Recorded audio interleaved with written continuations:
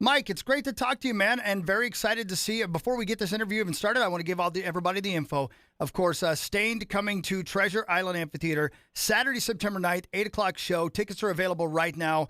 Treasure Island Amphitheater, a great place to see a show. And I'm going to tell you, Mike, I'm going to guess you're going to love playing there as well. I'm not sure you've ever played that outdoor amphitheater, but let me tell you, you are in for a great show in front of a very enthusiastic crowd. Welcome to the Power Trip Morning Show on The Fan.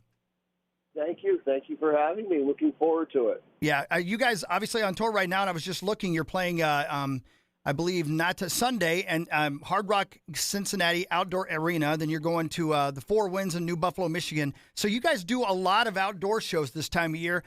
Is there any preference for you? Do you like the outdoor shows more better than the indoor shows? Does it matter to you? No, it really doesn't. There's people there I'm happy to play. You know what I'm saying? We just did, actually last night was the last show. We just did a finish a tour of Godsmack in Austin.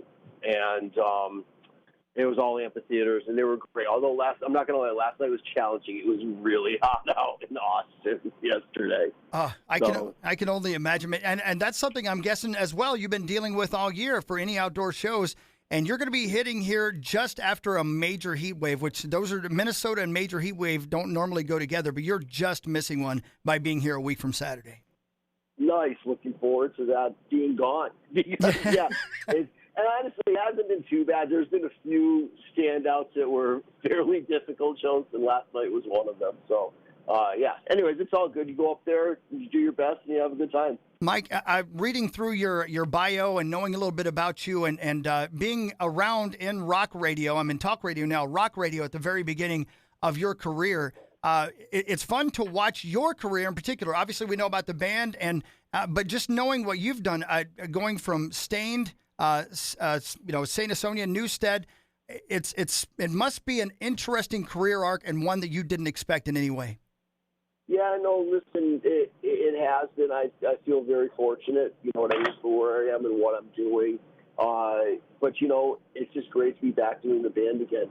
You know, I mean, it was away for a while, and I'm very thankful that we're back and have a new record, and stoked for people to hear that. I'm real happy with the way that it turned out. And, but yeah, it's been really, really good. And this is a band you formed with Aaron Lewis, I believe. It was the two of you who started this band.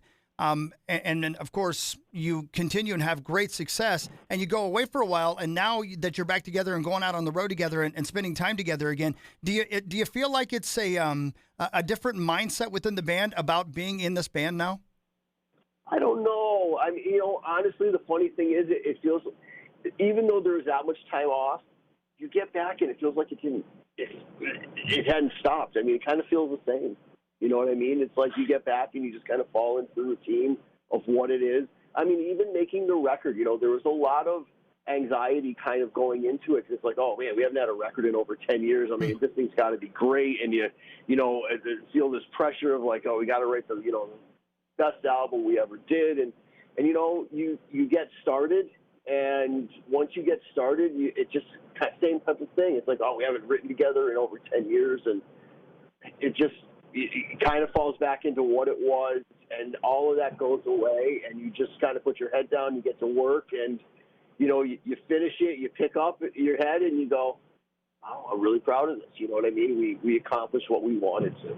So no, I mean, you kind of fall back into that, you know, same routine of what it was, and it feels good. I mean, you know, we spent a lot of years playing together, so like I said, I'm just happy we're back doing it again. And I would guess there's an element as well where you're seeing fans that maybe thought this would never happen come out to the shows and maybe even get a little bit emotional because they're seeing a band that they loved getting back together and doing this. I went to Pearl Jam last night, and I was telling somebody a little bit ago about how the show felt like the crowd was giving love to the band, but just as much the band was giving love back to the crowd. It just felt like I was witnessing a high school reunion of sorts. Does it feel like the crowd is just overwhelmed with a love for the band?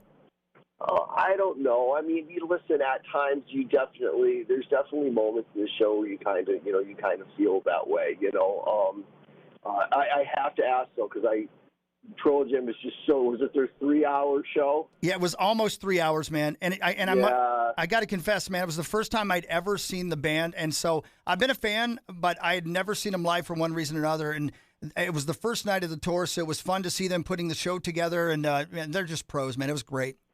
Can I tell you a Pearl Jam story? So I have a buddy of mine who used to, play baseball, and he's a huge fan. And I through a friend of mine, I actually hooked him up at a Pearl Jam show, and he got introduced to Eddie Vedder. They became friends, and I was like jealous. We recorded our first record, Dysfunction, at Pearl Jam Studio in Seattle. Wow. And we were always just huge fans. So anyways, fast forward a few years, my buddy's like, I live in Connecticut. He's like, they're going to play in Hartford, and I'm going to fly in. Let's go. So like, okay, so he goes, but it's a 3-hour show. I go, dude, I'm not going to make a 3-hour show. Are you kidding me?